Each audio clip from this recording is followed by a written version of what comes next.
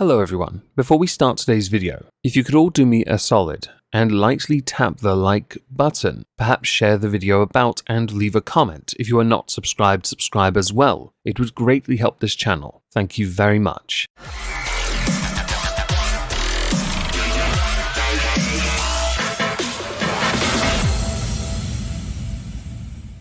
Hello everyone, welcome back to a Megon 2 Electric Boogaloo. Today we're going to be talking about Enoch Burke. Enoch Burke got into a fair bit of trouble with his school he worked at as a teacher, Westmeath School that is, in Ireland. Enoch was involved in a dispute over his refusal to address a transitioning student as they rather than he, as requested by the student and their parents back in May. This was agreed to by the Church of Ireland school. This escalated to his then suspension on the day before the start of the autumn term, pending the outcome of a disciplinary process. As part of a court order, he was ordered to not be physically present at that school or to teach at that school. He refused to remain away from the school or on paid leave for that suspension, and instead sat in an empty classroom declaring that he was there to work. For this, he was arrested. So now we have what started it and what he decided to do next. When it comes to breaching a court order, of course you're going to get arrested, but how that court order even came into place over the word they is slightly concerning. We have on this channel and on my main channel discussed this issue in schools that has led to many now, the current generation of youths, looking down upon those who are making these kind of scenes that have led to these kind of things happening, or the fact the school is pandering or is treating them as if they are far more delicate than they should be. Counsel for Wilson's Hospital School's Board of Management has said that it was with a heavy heart that it sought Mr. Burke's committal to prison, but she said her client had been left with no choice, the school that is, as Mr. Burke continued to attend the school despite the court order. The judge decided that because he had breached the court order over the word they, he was going to prison. Not even a joke. After Judge Michael Quinn made this ruling, Enoch Burke had said, "It is insanity that I will be led from this courtroom to a place of incarceration, but I will not give up my Christian beliefs." Interesting that many people of different faiths don't really abide they or other aspects of that, depending on where you are in the world. Problem Enoch has is, apparently the crime he has committed is so severe it warrants time in an ISO queue. Enoch had told the judge, "I am a teacher and I do not want to go to prison. I want to be in my classroom today. That's where I was this morning when I was arrested. I love my school, with its motto res non verba, actions not words, but I am here today because I would not call a boy a girl," adding, "Transgenderism is against my Christian belief. It is contrary to the scriptures, contrary to the ethos of the Church of Ireland and to my school." When referring to his suspension, Enoch said, "It is extraordinary and reprehensible that someone's religious beliefs on this matter could ever be taken as grounds for an allegation of misconduct. My religious beliefs are not misconduct. They are not gross misconduct. They never will be. They are dear to me. I will never deny them and never betray them, and I will never bow to an order that would require me to do so. It is just not possible for me to do that." I remember back in school when I was a kid, kids who didn't share the certain faith in the school, when you had to sing hymns, which I never sang,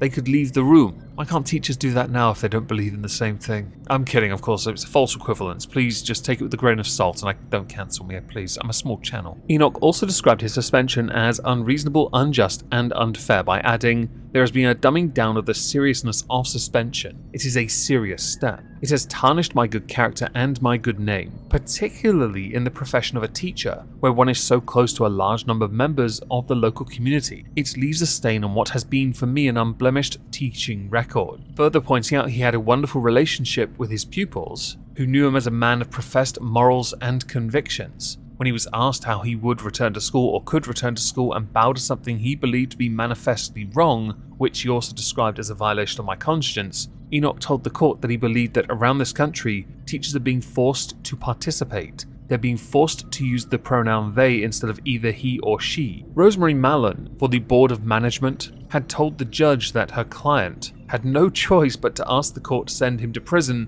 for breach of the court order, saying, "It is a coercive order we are seeking, not a punitive order. We are simply seeking to have Mr. Burke comply with the order. You are trying to get him to comply by putting him in a prison. That is called, what's the word? There's a word for this. It's on the tip of my tongue. I'm sure you all know it, so let us continue. She also noted that Enoch can make his arguments at court when the injunction obtained is due to be reviewed and at the school's disciplinary hearing this month. The judge did rightly point out that he was not ruling on the merits of Enoch's arguments, but merely on the question of whether there had been a willful breach of a court order. And that's a point. Context does matter, and obviously this court order is nonsensical, but he's only having to obey the fact that Enoch did breach a court order, even if it is, and I fully agree here, completely nonsensical. One article that took my interest, but is behind a paywall so I can't be arsed with it, did have a rather interesting title. Jennifer O'Connell, jail teacher Enoch Burke might have done us all a favour, which immediately sparked my interest because I thought, because he's raised awareness of something that's utter bollocks? No. He demonstrated how some of those who oppose trans rights love to claim victimhood even as they are punching down. Well, it really does depend on your perspective now, doesn't it? Now, there are other articles, all also behind paywalls because they suck, indicating that the Burke family themselves are not well liked in their area of Ireland, not least because they shoved their opinions down people's throats, or the fact that at present, 4 of them had at one point been fighting religious discrimination cases. At present, Enoch Burke is locked up in a cell on his own and is not allowed to mix with other inmates at Mount Joy, with a prison source saying at the moment he is being kept in isolation and is not saying a whole lot to staff. He is keeping his own counsel. The case has been adjourned for a week, so we will see how he gets on. To be put in isolation is the normal procedure for new prisoners sent to Mount Joy, and especially someone who has never been in jail before. The source added that he is being held in C Wing and is in isolation mostly to ensure he does not have the coofness, which is a normal practice now. The most recent article I found covering this came from Sunday World. Sources have said that Burke has been unreceptive to reminders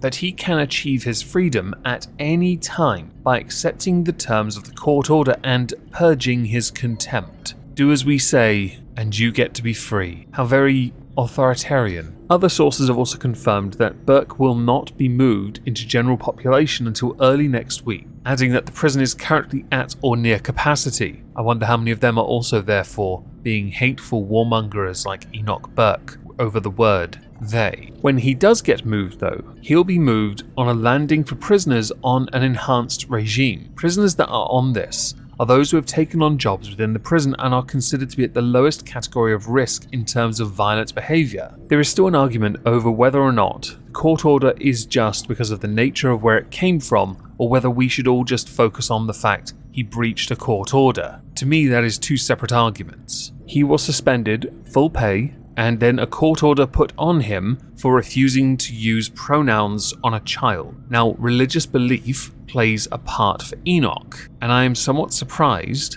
that a court order had to be implemented. That is quite something. The second issue is, while we don't consider that court order to be just, because it's quite stupid, let's face it, he did breach the court order. There is no denying that. Therefore, the courts have to only look at the court order because as far as the former goes, the school is supposedly dealing with that, where he will undoubtedly be fired. Whether we agree with that or not is irrelevant. I personally do not. Mostly because I don't agree with children transitioning at all. Therefore, he and she, until they leave. Once they are adults, they can make all the informed decisions they want with the future they have. Enoch, though, is still in prison. To many that are of his faith, maybe other faiths too, they are going to be a bit louder. Maybe not as many yet. Give it more time though, and if he's still there, he would actually become almost a martyr for this. But for 2 different arguments. Those against children transitioning and those in favour of it. It gets really grey, I don't like it.